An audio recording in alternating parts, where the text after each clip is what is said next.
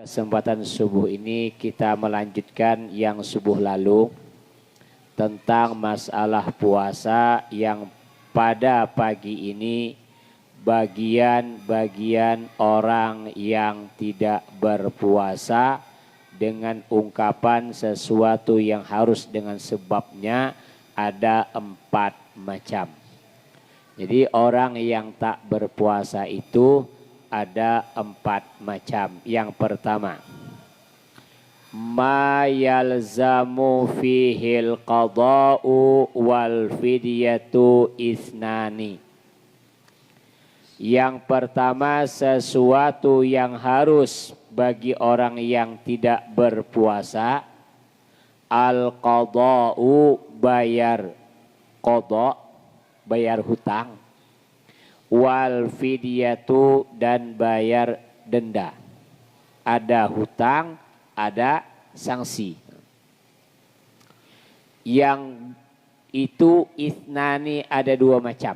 Yang pertama, al-iftaru li khawfin ala ghairihi ka fitril hamili li khawfi ala janiniha. Berbuka artinya tidak berpuasa karena takut terhadap orang lain, seperti tidak berpuasanya ibu yang hamil karena takut terhadap janinnya, wal murdi'i li khawfiha ala radi'iha, ataupun orang yang menyusui takut terhadap anaknya. Apabila seseorang ibu tidak berpuasa karena takut terhadap janinnya atau terhadap anaknya, maka sanksinya 2, qadha dan fidyah. Kenyataannya di Batam, Pak, kenyataannya nih, rata-rata ibu-ibu tidak mau bayar qadha, yang maunya bayar fidyah. Kenapa? Sebab qadha puasa full, fidyah bayar 15.000. Kan begitu? Bayar 15. Kita fahami dulu. Kita sholat cara Syafi'i. Betul tak? Puasa ikut Imam Syafi'i. Zakat melayang sudah. Sholat cara Imam Syafi'i. Puasa ikut Imam Syafi'i. Yang membatalkan cara Imam Syafi'i, yang diikuti Imam Syafi'i. Kenapa bayar fidyah tak mau ikut? Bayar apa? Bayar qadha. Tidak berpuasa gara-gara anak, itu kenapa tidak mau ikut Imam Syafi'i? Ikut siapa? Imam Abu Hanifah. Cukup bayar 15.000 kalau diduitkan. Berarti orang ini bermazhab tidak jujur, Pak. Ambil yang gampang saja. Ambil yang mudah saja. Saya sendiri Pak nggak paham mazhab Abu Hanifah itu. Di Indonesia itu sulit mencari kitab yang membahas tentang mazhab Imam Abu Hanifah. Jadi mazhab Syafi'i, kalau tidak berpuasa gara-gara anak dan janinnya, maka double, Pak, qadha dan fidyah. Maka kita harus adil lah. Kalau ikut Imam Syafi'i semua dalam segala hal ibadah, maka denda qadha juga masalah ini harus ikut Imam Syafi'i. Paham, Pak ya?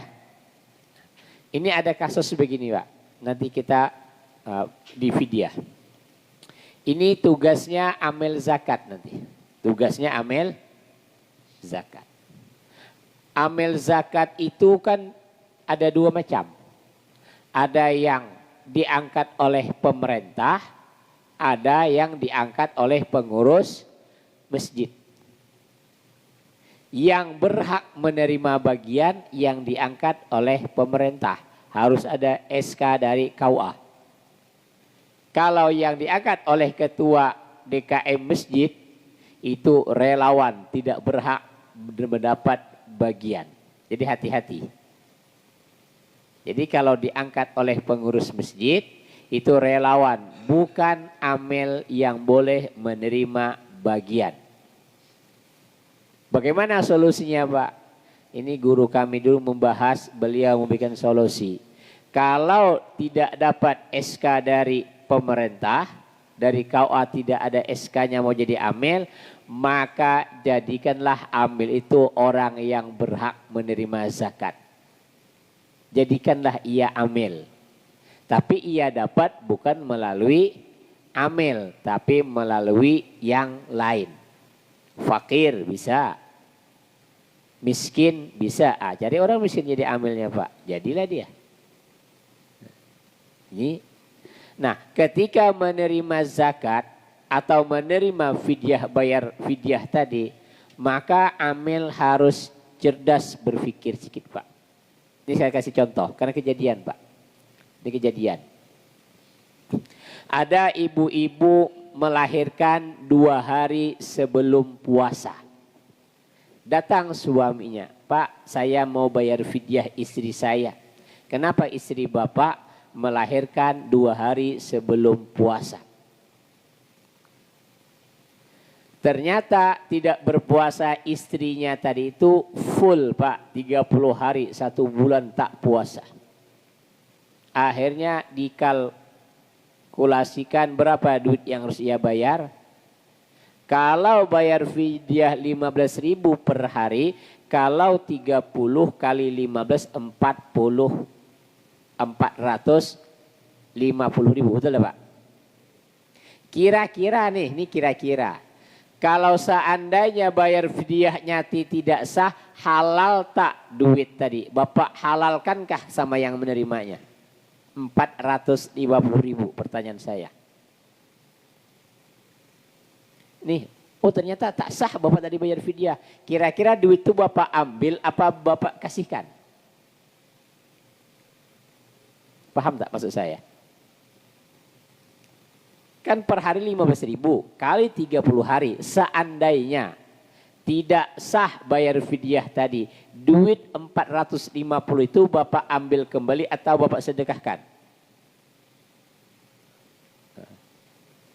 Kalau Bapak sedekahkan tak ada masalah. Tapi kalau Bapak tidak merelakan, tidak menghalalkan untuk balik tarik kembali, berarti duit itu tidak halal, betul tak? Nah, kira-kira seorang amil mempertanyakankah kepada yang bayar fidyah, itu Pak 1 bulan itu berapa hari nifasnya? Di nifasnya. Maka hitungan bayar fidyah nanti ia tak berpuasa gara-gara anak, tanya berapa lama nifasnya. Kalau nifasnya pas 15 Ramadan, berarti bayar fidyahnya itu dihitung hari ke-16, Pak. 15 yang pertama bayar qadha saja tanpa fidyah karena ia tidak berpuasa gara-gara nifas, gitu loh. Bukan 1 bulan tak berpuasa dianggap fidyah semua, tidak, Pak. Tanya dulu nifasnya. Kalau 1 bulan tadi ia tak berpuasa gara-gara nifas, maka tidak ada fidyah, qadha semua, gitu loh. Paham, Pak ya? Ini kalau amil tidak mau berpikir, tidak mau menanyakan kepada yang bersangkutan, pasti terima sajalah, kan begitu. Padahal itu tidak ada kewajiban bayar fidyah belum, karena masih dalam keadaan nifas, gitu, Pak. Nah, ini contohnya. Jadi untuk perempuan yang tidak berpuasa gara-gara orang lain, gara-gara janin dan anaknya tadi, maka double, Pak, qadha dan fidyah. Yang pertama.